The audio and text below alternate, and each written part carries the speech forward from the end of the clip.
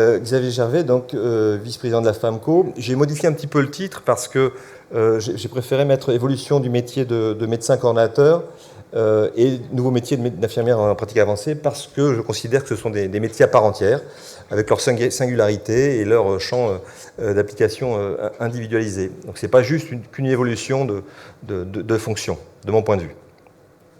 Ce sont des métiers à part entière. Je vais commencer par les IPA.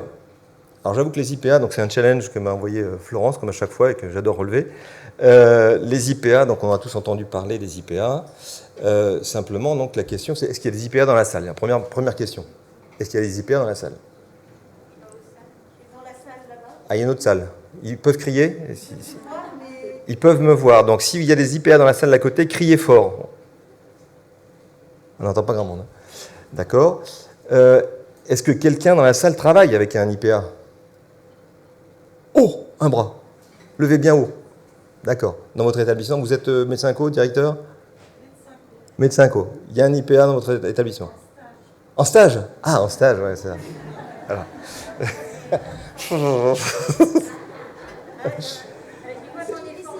Ah, vous en avez formé une. Ah, bien.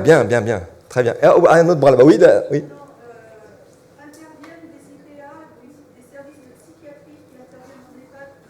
La psychiatrie, très bien, parfait. Est-ce que le métier d'IPA vous intéresse en tant qu'infirmier? Je vois un oui, là. Ouais, ça peut être intéressant, ouais. Non, c'est tout, oui, non? Ok, très bien.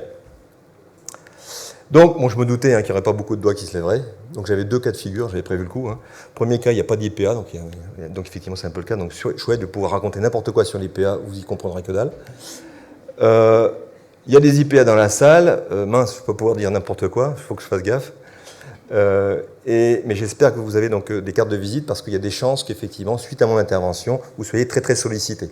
Donc j'accepte carte bleue, chaque ticket restaurant, il n'y a pas de souci.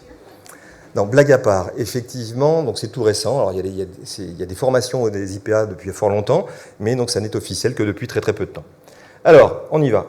L'intérêt des IPA, donc elles ont été créées dans un double objectif. Premier objectif, donc améliorer l'accès aux soins et la qualité des parcours des patients, en réduisant la charge de travail des médecins sur des pathologies ciblées. C'est-à-dire qu'ils ne peuvent pas intervenir sur n'importe quel champ. Deuxièmement, favoriser la diversification de l'exercice des professionnels paramédicaux. Parce qu'en fait, ce sont l'ensemble des paramédicaux qui peuvent faire de la pratique avancée. Sauf que dans les textes, pour l'instant, en France, on s'est limité de le faire que pour les infirmiers. Mais à terme, ça concernera également d'autres paramédicaux. Ça, c'est le principe général. Ça, c'est la loi de modernisation des systèmes de santé de 2018. Alors, quelles sont les particularités de la pratique avancée, d'une manière générale? C'est le fait d'acquérir des connaissances théoriques, un savoir-faire aux prises de décision complexes et des compétences cliniques indispensables à la pratique avancée de la profession. C'est ça le principe. Et c'est également donc une forme innovante de travail interprofessionnel, parce qu'effectivement, c'est quelqu'un qui va s'interfacer avec l'ensemble des professionnels, qui va devoir donc acquérir des compétences relevant du champ médical. Donc là, je sens les médecins qui commencent à se crisper en disant « ça y est, on va nous faire des petits docteurs, bref, comment on appelait ça, Enfin bref, ça me reviendra, peu importe. Mais qui vont suivre les patients donc, confiés par un médecin, donc là, ouf, ils ne pourront intervenir que si un médecin leur a dit « tu t'occupes de monsieur ou madame machin », avec l'accord du médecin et du patient, ils vont suivre ensuite les pathologies et en fonction des conditions prévues par l'équipe. C'est-à-dire qu'ils vont intervenir dans un cadre bien précis. En fait, vous allez voir, tout va être protocolisé. Pour un IPA, tout est cadré. Ils vont discuter donc, au cas par cas donc, des patients lors de temps d'échange, de coordination et de concertation réguliers organisés avec l'équipe. Donc c'est un travail en concertation avec l'équipe dans laquelle ils vont s'insérer. Et l'IPA reviendra vers le médecin lorsque les limites de son champ de compétences seront atteintes, heureusement, voilà, ou lorsqu'il repérera une dégradation de l'état de santé du patient. Voilà les particularités de la pratique avancée d'une manière générale. Le cadre d'exercice, ça pourra être en ambulatoire, ça c'est au sein d'une équipe de soins primaires, coordonnée par un médecin, les maisons ou centres de santé par exemple, mais ça peut être au sein d'une équipe de soins, d'un centre médical, du service des armées. Ça peut être en tant qu'assistance d'un médecin spécialiste, hors soins primaires, et le plus souvent, en établissement de santé, médico-social ou hôpital des armées. Et dans tous les cas, au sein d'une équipe de soins coordonnée par un médecin. Il y aura toujours un médecin qui supervisera donc l'IPA.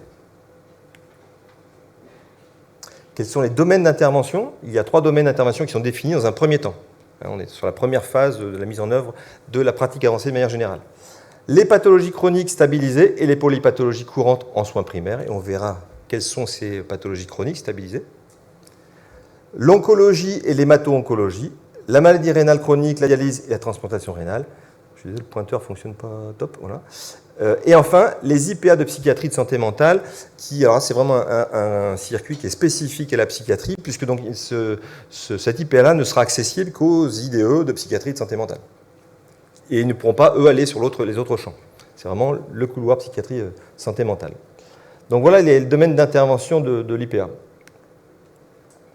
L'IPA peut conduire toute activité d'orientation, d'éducation, de prévention, de dépistage. Il peut effectuer tout acte d'évaluation et de conclusion clinique, tout acte de surveillance clinique et paraclinique, consistant à adapter le suivi du patient, etc. Voilà. Donc il peut vraiment agir de façon assez large. Il peut effectuer des actes techniques, et là aussi il y a une liste précise des actes techniques possibles, qui sont élargis. Il peut demander des actes de suivi et de prévention, là aussi selon des listes, donc tout est cadré, ils ne peuvent pas faire n'importe quoi, il y a des listes bien définies de chaque acte, de chaque acte de suivi et de prévention. Et il peut prescrire. Voilà, je ressens les médecins nous se crisper. Détendez-vous, ça va bien se passer. Ils peuvent prescrire, oui, mais des médicaments non soumis à prescription médicale obligatoire. Bon, voilà, ils ne viennent pas sur nos plates-bandes, il n'y a pas de souci, je vous rassurez-vous. Ils peuvent prescrire des dispositifs médicaux non soumis à prescription médicale obligatoire, non plus. Ils peuvent prescrire des examens de biologie médicale, donc de biologie, pas autre chose que de la biologie. Et là aussi sur une liste déterminée. Et ils peuvent renouveler en les adaptant, si besoin, des prescriptions médicales dans la liste établie par un... Voilà.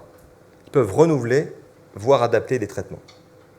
Donc ils ne vont pas mettre des nouveaux traitements, etc.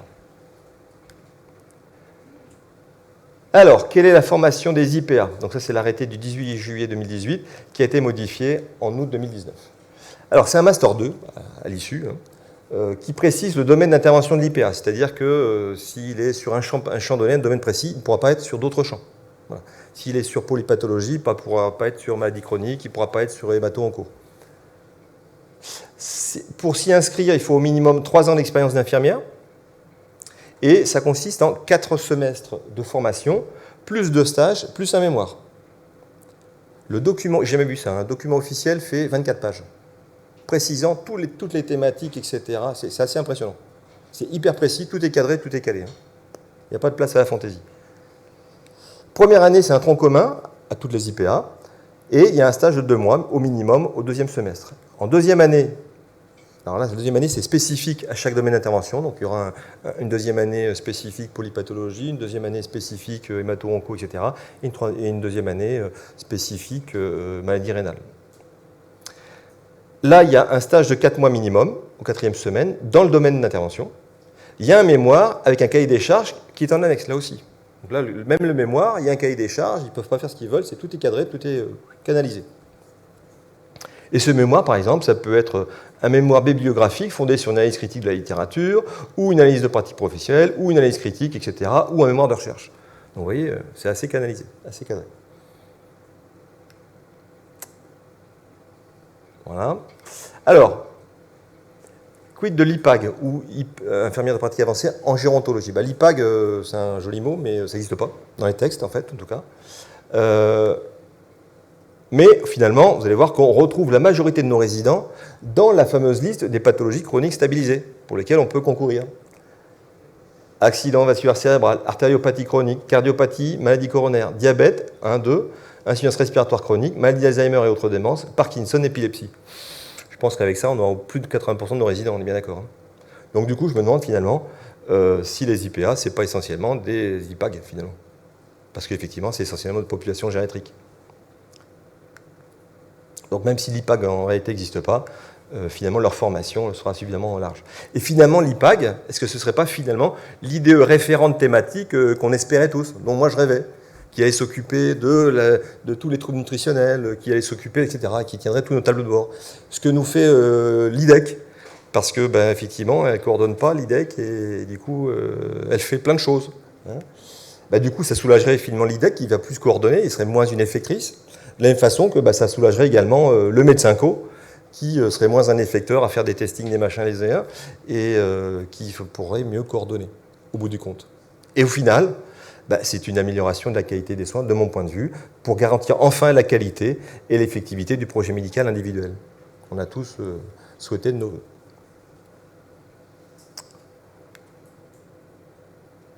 Alors je reviens à la question de budget, j'y tiens vraiment, parce que là il y a les réalités effectivement pragmatiques, nos budgets sont exsangues, nos établissements sont en difficulté, sont tendus, c'est une nouvelle pour personne. Avec quel budget? Parce que du coup il y a un surcoût, Master 2, c'est plus le même tarif non plus, les échelles, machin, c'est pas pareil, c'est pas le même prix, évidemment. De mon point de vue, c'est ce que je vous disais tout à l'heure, pareil, tant qu'on n'a pas un GMP plus de 800 et un PMP à 280, on n'a pas les moyens suffisants pour se payer du luxe. On a déjà bien du mal à gérer notre quotidien, voilà. Et oui, ça douche un petit peu. Finalement, donc au bout du compte, est-ce que le métier d'IPA vous intéresse? Donc, ceux qui n'étaient pas très intéressés. Il y a des infirmières là, dans la salle, là? Oui, levez les mains. Ouais. Vous êtes IDEC pour la plupart, c'est ça, non? Ouais. Est-ce que dans vos équipes, le cas échéant, est-ce que vous seriez intéressé le cas échéant pour vous? Ou est-ce que dans vos équipes, certains pourraient être intéressés, selon vous? Levez la main. 1, 2, 3, 4, 5, 6, 7. Ah, j'aurais peut-être quelques tickets restaurants en sortant ce soir, finalement, du coup. Merci. Donc voilà, brosser assez rapidement ce que sont que les IPA. Franchement, je pense que c'est une très très bonne chose, mais encore faudra-t-il avoir les moyens de se les payer. Une fois de plus, ça peut être dans le cadre du CEPOM, dans le cadre d'un projet qualitatif de prise en charge. Je pense que là, ça peut se négocier raisonnablement, parce qu'effectivement, espérer l'avoir avec des PMP à 220 et des GMP, là aussi, qui sont systématiquement sous-évalués, ça me paraît difficile. Donc à négocier dans vos CEPOM. Je pense que c'est une denrée d'avenir. Voilà. Alors, sachant qu'effectivement, les premiers IPA vont sortir là, cette année. Voilà. C'est les premières fournées, donc il y en a encore très très peu. Mais c'est amené à augmenter, ce que je souhaite. Voilà. Alors, c'est très gentil, merci. Mais je n'ai pas fini.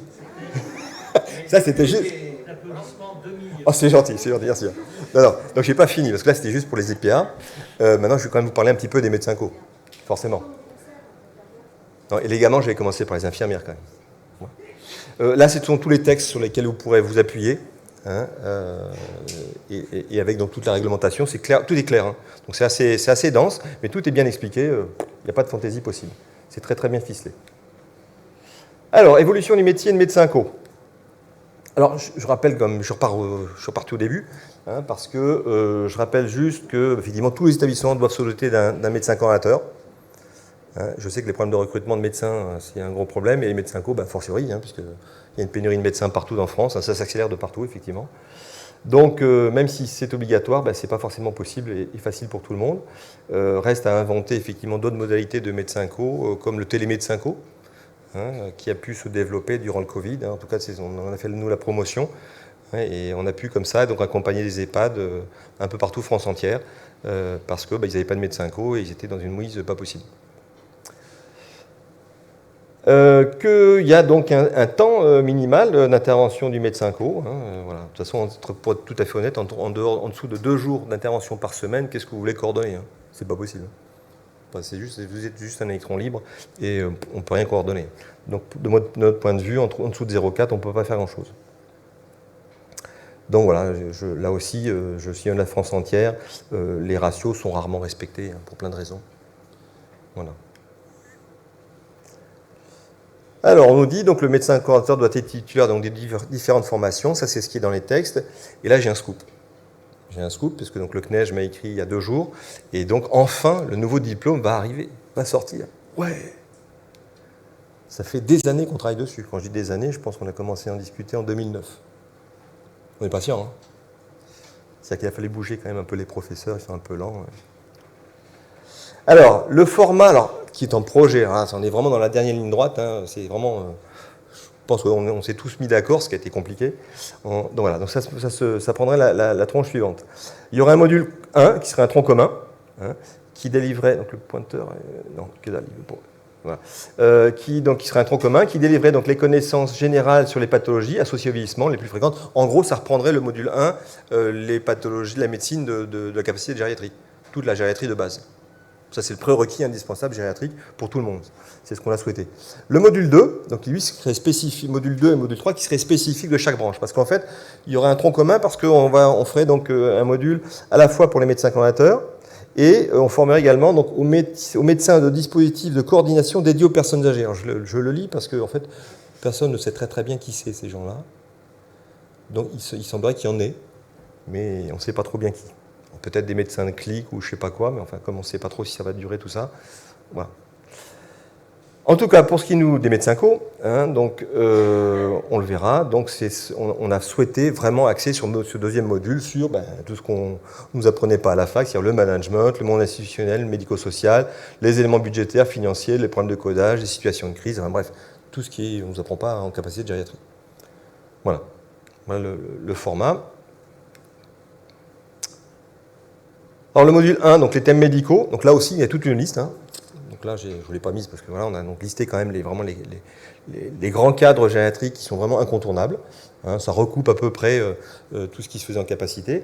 Et on a souhaité donc le rendre le plus accessible. Et donc on a réfléchi et on s'est tous mis d'accord en disant que finalement le plus simple, parce que former qui, ça va être essentiellement des généralistes qui sont éventuellement libéraux, etc. Ça va être de proposer du e-learning plutôt que d'aller physiquement bloquer, fermer son cabinet, etc. Ce qui est compliqué pour les uns et les autres. Proposer des sessions de formation en e-learning. Donc il y a des formats nationaux qui vont se faire de e-learning et qui serviront essentiellement pour le module 1 et qui représenteront quand même la somme de 120 heures. Donc c'est pas rien quand même. 120 heures de e-learning, ça fait pas mal.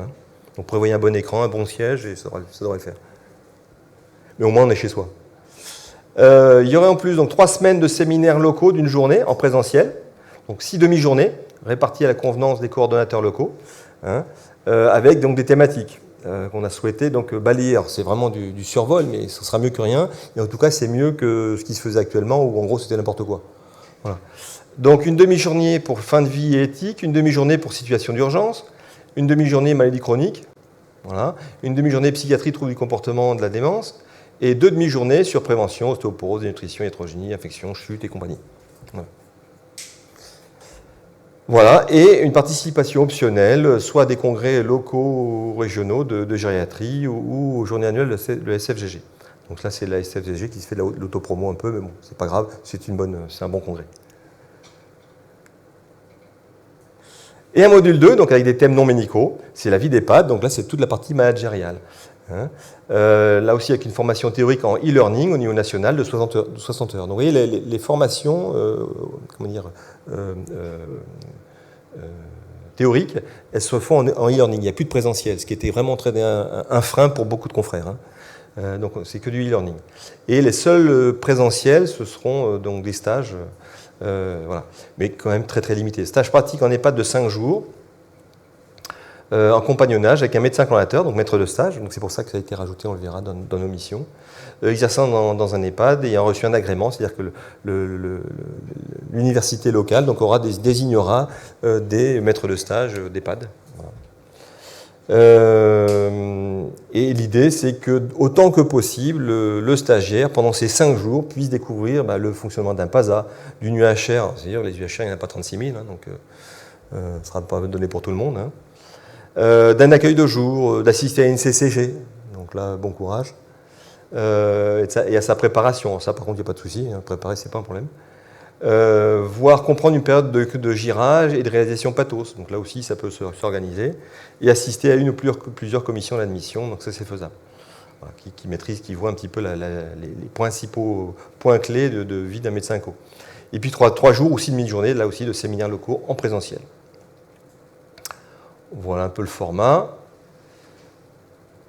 Qu'est-ce qu'ils nous disent en plus? Oui, alors donc, comme c'est au niveau national, il y aura un espace numérique dédié avec tous les documents pédagogiques et techniques, et puis un forum de discussion qui permettra d'échanger éventuellement avec d'autres médecins co et les maîtres de stage et les enseignants.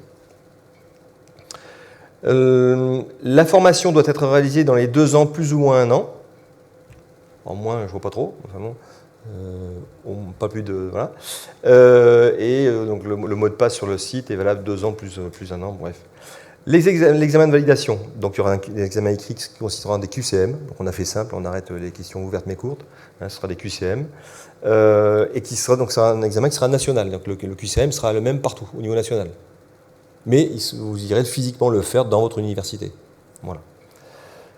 Il y aura une banque nationale donc de QCM. Il y aura un examen donc à la fin du module 1 et la fin des modules bien sûr 2 et 3. Et les étudiants pourront s'inscrire 2 fois à chacun de ces modules. Donc autrement dit, la validation de la formation peut être réalisée donc sur 4 ans. 2 fois la première année, 2 fois la deuxième année. Donc on a 4 ans pour valider les 2 modules. Voilà un peu le principe. Alors, je vais reprendre rapidement. Je n'ai pas pris mon timing, là, je suis à quelle heure hier? C'est bon? Le maître du temps? Il est quelle heure? Tu vas jusqu'à 15h. 5 minutes, merci. Je vais accélérer. Alors, donc là, le 1, ça n'a pas changé. Projet général de soins, je passe. Ce n'est pas le plus important. Les avis sur les admissions. Donc je rappelle une fois de plus, le médecin coordonnateur, ce n'est pas un effecteur, donc il coordonne. Parce que s'il fait, pendant qu'il fait, il ne coordonne pas. Donc ce n'est pas lui qui fait, il reçoit toutes les admissions. Parce que s'il passe ça, il passe sa vie à faire plein de trucs qui ne servent à pas grand-chose. Parce qu'en plus, le résident n'arrivera pas forcément à l'établissement. Donc il donne un avis sur les admissions, mais il ne reçoit pas toutes les admissions. Il préside la commission de coordination gériatrique. Ça a été réduit à 1 fois par an. C'était 2 fois par an auparavant. Il informe le directeur s'il y a un problème concernant la permanence des soins. Il évalue la dépendance et les besoins de soins requis. Donc pathos et agir, ça reste toujours lui qui est à la manœuvre. Ce n'est pas le médecin traitant qui fait le girage. Veille à l'application des bonnes pratiques gériatriques, y compris en cas de risque sanitaire exceptionnel, si vous voyez ce que je veux dire. Donc là, celui-là, il a chauffé, l'article 5, là, en ce moment. Il va chauffer encore un moment, voilà. Surtout qu'il ne faut pas trop attendre des tutelles qu'on ait des trucs qui soient linéaires ou forcément... Ouais. Bref. Donc gardez votre bon sens, votre pratique, et faites avec votre réseau, ce sera bien plus efficace que tout ce qu'on peut vous raconter. S'il se coordonne la réalisation d'une évaluation gériatrique, alors ça c'est nouveau. Ça c'est arrivé dans l'été de 2019. Donc coordonne la réalisation de l'évaluation. Ce n'est pas le médecin co qui fait toute l'évaluation. Vous n'allez pas faire tous les Tinetti, les MNA, les machins et bidules. Vous coordonnez. Voilà. Dans ce cadre-là, donc, vous faites des propositions diagnostiques et thérapeutiques, médicamenteuses ou non, que vous proposez au médecin traitant. Et alors là, on nous a dit qu'il fallait le faire donc, à l'entrée du résident et autant que de besoin. Alors là, autant que de besoin, c'est un petit peu dangereux, parce que du coup, on pourrait vous dire, pourquoi vous ne l'avez pas fait, il aurait fallu le faire. Donc là, autant que de besoin, on n'était pas tout à fait d'accord avec ce terme-là. Il nous est tombé sur le coin des nez, on va faire avec. 7. Contribuer aux professionnels à la bonne... bon, ça c'est la gestion du médicament, on fait comme on peut comme d'habitude. Si vous avez une PUI, vous travaillez avec le pharmacien de la PUI ou le pharmacien référent si vous en reste un. Ça arrive encore. La politique de formation, c'est là où c'est ce qui est nouveau, peut participer à l'encadrement des internes en médecine et des étudiants en médecine. Donc, que seront donc les nouveaux médecins coordonnateurs, seront des étudiants en médecine, notamment dans le cadre de leur service sanitaire, par exemple, aussi. Ça, c'était nouveau. Hop. Le dossier type de soins, ça n'a pas changé grand-chose. Alors, coordonne le rapport d'activité annuel. La CCG, bon, elle n'a pas changé, je passe, ce n'est pas le plus important, c'est pas ce qui m'intéresse le plus. Identifie, alors ça c'est nouveau parce qu'avant on parlait de réseau, maintenant il ne s'agit plus de réseau, on parle de CPTS, etc. Donc du coup ça a été reformulé autrement. Le médecin co identifie les acteurs du centre de santé du territoire afin de fluidifier le parcours des résidents, donne un avis sur le contenu et participe à la mise en œuvre des conventions conclues avec les établissements de santé concernant la continuité des soins. Donc ça reste la bouteille à l'encre un peu. Et surtout, donne un avis sur le contenu et la mise en place dans l'établissement d'une organisation adaptée en cas de risque exceptionnel. Là aussi, celui-ci chauffe en ce moment. Favorise la mise en œuvre des projets de télémédecine. Ça, c'est nouveau. Voilà. 12. Identifie les risques éventuels pour la santé publique dans les établissements et veille à la mise en œuvre de toutes mesures utiles à la prévention, l'assurance et la prise en charge de ces risques. Là aussi, celui-ci en fait partie, la Covid en particulier. Alors, les prescriptions médicales. Alors, ça a été modifié donc l'été dernier. En gros, retenez que ça a été rédigé autrement, mais ça ne change rien par rapport à avant. On est bien d'accord. Je vais vous faire l'explication. En fait, c'était une pirouette pour retomber sur nos pattes de départ. Alors, le médecin co réalise des prescriptions médicales pour les résidents de l'établissement au sein duquel il exerce ses fonctions de coordinateur. En cas de situation d'urgence, c'était déjà le cas auparavant. En situation d'urgence, ça peut être des urgences ressenties, c'est-à-dire qu'il n'y a pas forcément de risque vital, mais ça peut être la pyélonéphrite du vendredi soir, ça peut être la douleur mal équilibrée du vendredi soir. On a appelé le médecin traitant toute la semaine, il n'a pas bougé, etc. Le malade souffre, je peux intervenir, c'est une situation d'urgence ressentie. Les urgences ressenties, une fois de plus, ça peut être le pharmacien qui court après le médecin traitant pour renouveler le traitement. Ça fait 3 mois qu'il délivre des médicaments sans prescription. Donc effectivement, il y a une urgence ressentie administrative, donc à ce moment-là, le médecin coordonnateur peut intervenir. Mais alors là, attention, je suis médecin coordonnateur, je ne suis pas un recopieur. Je ne vais pas recopier la prescription du confrère. Si effectivement j'estime qu'il y a des choses sur lesquelles je ne suis pas d'accord. Donc du coup, je vais faire la révision de l'ordonnance. Donc là, c'est chaud. Parce que je révise les choses à ma façon. Et après, on s'explique. Et oui. Ou de risque vital, donc ça souffre aucune discussion, ainsi que lors de la surveillance de risques exceptionnels, donc là on est en plein dedans, ou collectifs nécessitant une organisation adaptée des soins, incluant la prescription de vaccins et d'antiviraux. Donc là on a été un petit peu novateur, mais on l'avait restreint juste à la grippe saisonnière.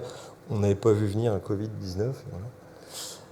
Voilà. D'ailleurs, se posera le problème du vaccin Covid-19 aussi. Voilà, je ne suis pas inquiet, donc il y aura un décret d'ici là qui va sortir.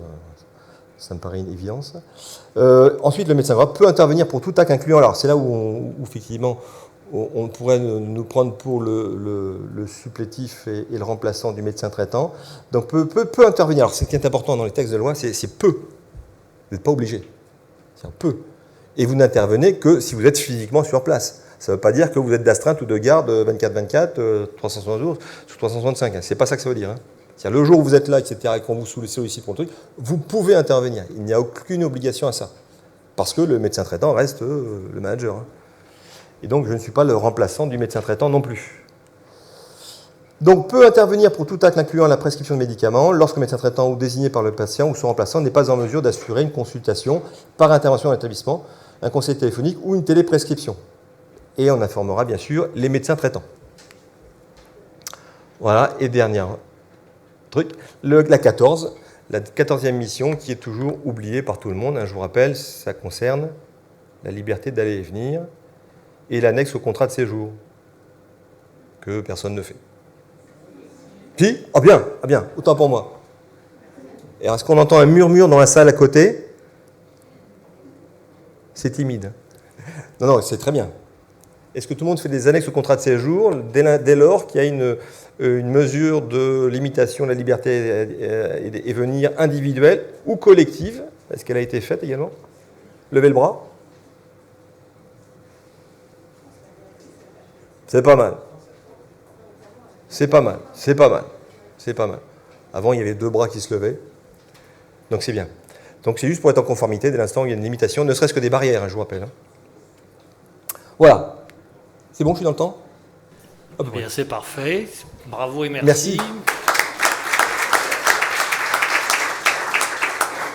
Donc en un quart d'heure, tu avais réussi à créer des vocations dans les salles pour les IPA. Est-ce que la nouvelle formation des médecins coordonnateurs va créer des vocations aussi ? Je le souhaite, sincèrement je le souhaite. On l'a fait avec ce format-là de e-learning qui me semble quand même beaucoup plus accessible. J'étais les généralistes aussi de formation. À l'époque, j'aurais eu ça m'aurait été beaucoup plus facilitant. Ça évite, parce qu'on sait très bien que c'est compliqué de trouver des remplaçants en étant généraliste. Donc si en plus on ne ferme pas le cabinet, je pense que là ça peut être attractif, de mon point de vue. Voilà. Donc maintenant, je pense qu'effectivement, si le médecin coordonnateur est mieux formé, mais est-ce que ça va faciliter son travail en EHPAD ? Ça, c'est encore autre chose. Non, il sera mieux formé. Après, la réalité du terrain restera la réalité du terrain. Et puis, la pénurie de médecins restera une pénurie de médecins. Voilà. Oui ? Juste 3 petites choses. La première chose, moi, quand j'ai fait le DU de médecin co, j'avais le mémoire. Je vois qu'il est supprimé. Ouais. Tant mieux pour ceux qui suivront. C'est ça. La deuxième chose, c'est un diplôme d'université. Il est chapeauté par les gériatres, par la médecine générale. Il est chapeauté par qui au niveau de l'université ? Par les gériatres. Très bien. Troisième question.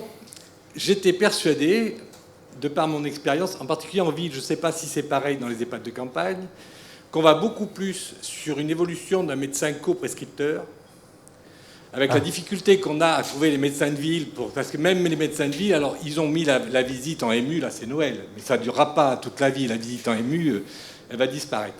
Et on va encore discuter à les faire venir. Donc j'avais beaucoup plus l'impression qu'on allait évoluer, alors je ne sais pas où vous allez trouver les médecins, mais qu'on allait évoluer vers un médecin co à mi-temps et médecin prescripteur à mi-temps dans des EHPAD, plutôt que dans un système où on garderait le médecin co tel qu'il est aujourd'hui. Alors, tu fais très bien de souligner le problème. En fait, donc effectivement, le législateur, donc on a beau lui expliquer, de leur expliquer depuis des années, donc aussi bien à l'Assemblée qu'au Sénat, ils n'ont toujours rien compris.